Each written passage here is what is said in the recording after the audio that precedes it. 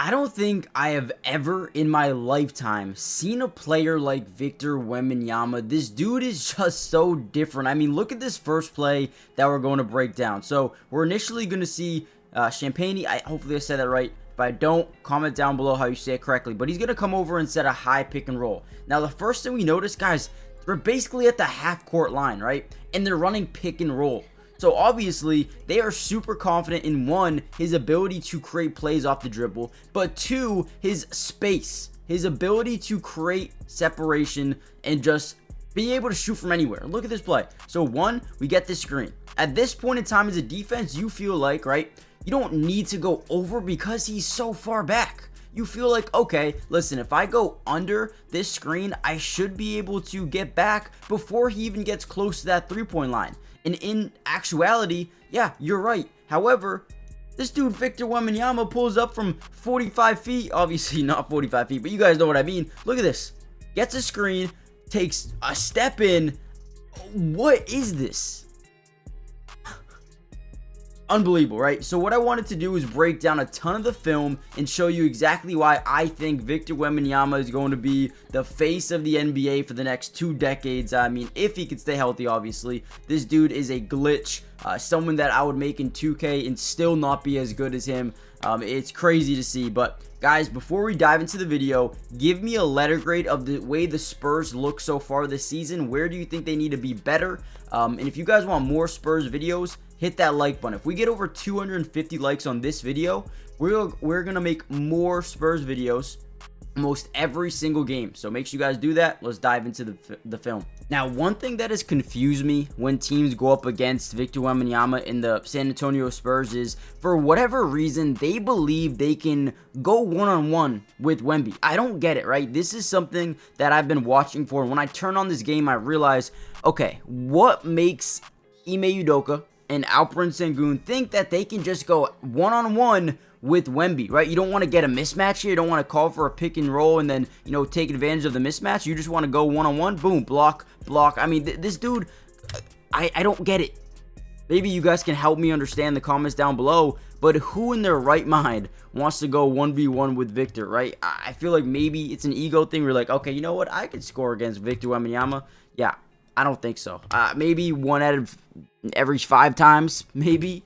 But this dude's a beast. All right, here we go. So now, Victor Wembanyama says, all right, you want to go one-on-one with me? Let me go one-on-one with you.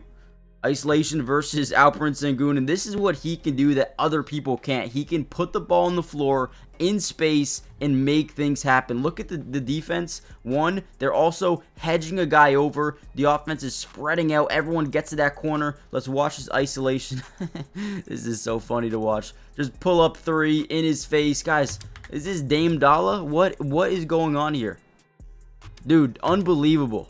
It's not fair. It's not fair. Just imagine Giannis doing this. Imagine Jokic doing this. Or imagine Luka Doncic with this size. It's not fair. Victor Wembanyama is not fair. And the crazy thing is, he's going to get better and better and better as time goes on. Here we go. Now, we get a mismatch here, right? Jock Landale, he's at the top of the key. So now we have Victor. I mean, look at this size advantage. Victor Wembanyama versus Tari Eason, which, hey, Tari Eason's a good defender. Don't get me wrong. But this is just not fair. This is just not fair. Gathers, pump fakes. Oh my, dude, this dude's a glitch. Now, I originally thought he was just going to go fade away mid-range. But look, he's going to go boom, up fake, get his guy fully up into the air, draw some contact. Oh, and then dunk it. Dude, guys, I have not watched a lot of this game. I threw it on here and there. I did not know what happened on this play. What in the world is this? So, boom, he stops. He picks up his dribble basically at the free throw line. Gets his guy up in the air and then leaps for a dunk over a defender. Okay, this guy, what? All right, I wanted to show some of his IQ as well. So, knowing Victor Wembanyama already having this mismatch versus, I believe, Reed Shepherd, may be wrong about that. They're going to send 2 over, right? They're going to do this every single time. Whenever you have Victor on a player like Reed, they're going to send 2, most likely from the weak side. They won't, you know, do it from the top side. It will most likely be from that weak side, which is exactly what they did. Rotated Amen Thompson over. Now, one underrated aspect of Wemby's game is his court mapping ability, right?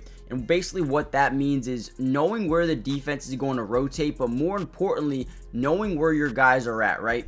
So something that's very important, does a really good job here, seeing a slot cut, right? What do we notice about this defense? Looking at the ball, looking at the ball, looking at the ball, right? Everybody is staring at the basketball, which means that we have guys who need to cut, right? Whether it be the slot cut, whether it be the backdoor cut, whether it be from the top of the key, someone needs to cut, which is exactly what the rookie does, Stephon Castle. Look at this.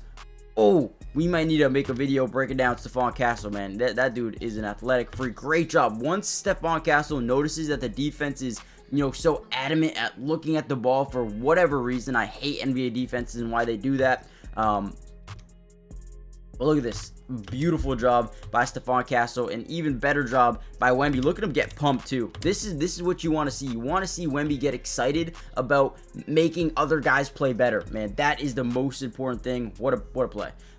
Real quick, before we deep dive any further into the film, do me a big favor, guys. Hit that like button if you want more Spurs videos, but more importantly, subscribe to the channel if you're new. It's free. It doesn't cost anything, and we will be covering the San Antonio Spurs and Victor Wembanyama throughout the entirety of the season, which means offensive, defensive, individual player film for almost every single game. Again, if you guys want to see it, I got you guys covered. With that being said, let's kind of dive right back into the video. All right, here's another play that I absolutely love. So the one thing about Victor is whenever he gets a rebound or gets the ball, he does like to bring it up at times, but what's really efficient for this offense is letting someone else get it. Reason being is because in transition, teams will focus hyper on the ball, the guy who has the ball, right? We know that. That's a fact. So here we go. Chris Paul gets up the right side. You already see the defense starting to rotate. Watch how Victor Wembanyama is able to fill the lane here. We get two guys over committing to that ball handler because one, they can't set up on defense because they're pushing the tempo.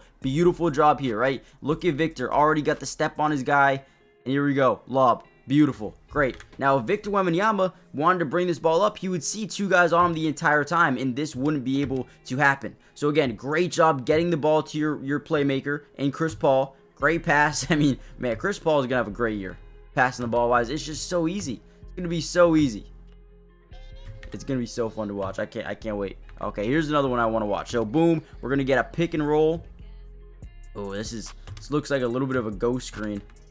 Okay, so what we see on this play, a little bit of a ghost screen. We're going to go touch the defender's back here. We're going to make him think we're coming and setting that screen, so he wants to hedge over. And then we also want our backside defender to be like, okay, I got to go cover Chris Paul because we know if he comes off and this is a good screen, he might be able to pull up a shot right at that three-point line if I'm not in the right spot. So basically the goal of this play specifically is to get both these guys to commit to Chris Paul, right? When in actuality, we're going to touch Fred VanVleet's back and we're going to cut to the basket. Right now we have a step on Dillon Brooks. He fully committed to that, getting over the screen and helping on Chris Paul. Now he's a step behind, lob, throws it down or gets a layup and one. Victor Wembanyama, great play. Again, so important that you touch the defender's back so they slightly hesitate in terms of getting over the screen.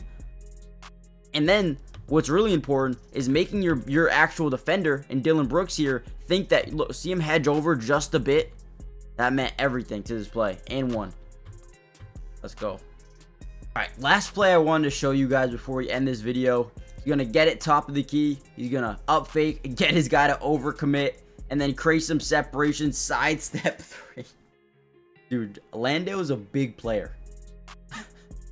Dude, I don't understand. Look at this. Oh my god. I would hate to play against this guy. Oh my god. Well, I might have to watch this a couple times. This is just crazy.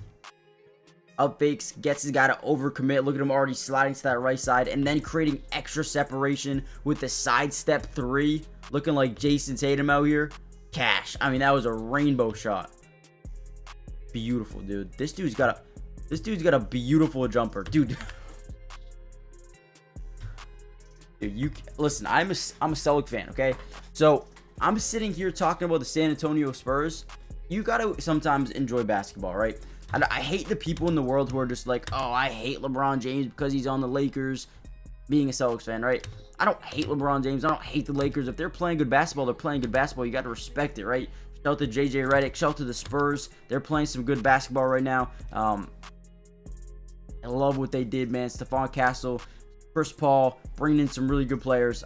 I love this team, man. We're going to break down a ton of their games in Victor Wembanyama. So join the family. Hit that like button. Subscribe if you're new. And I'll see you guys in the next one. Peace.